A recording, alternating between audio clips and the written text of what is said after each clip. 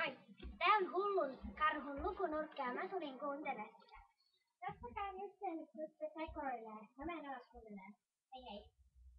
No moi lapset, Mä en kuule mitään.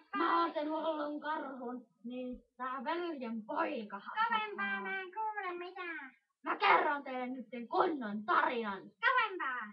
Siitä kun mä olin retkellä sen kanssa ja kun se tippui kalliolta ja Kenen kanssa? kuoli.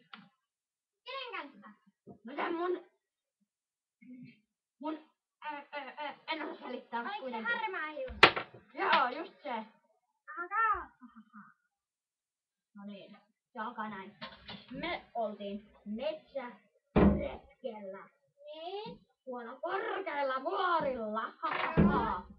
Sitten me mentiin kalliolle ja molemmat hypättiin. Sitten mä nousin pinnalle. Mä en kuule. Mä nousin pinnalle. Mutta sitten mä ihmettelin, missä on se harmaa karhu, jota mä en löytänyt millään. Hups. Mä en näe.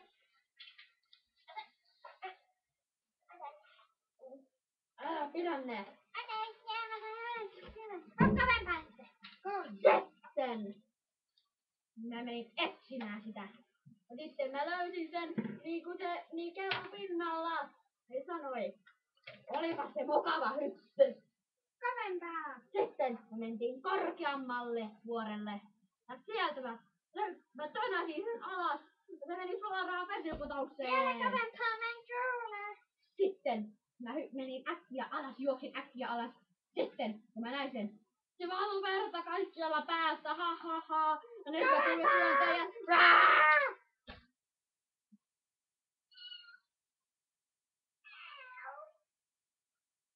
Oli hullu karhu, ihan.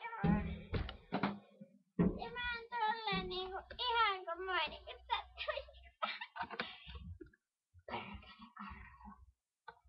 Mä vielä tapan sen. Mä näen vielä sen päivän, että mä voin tappaa sen.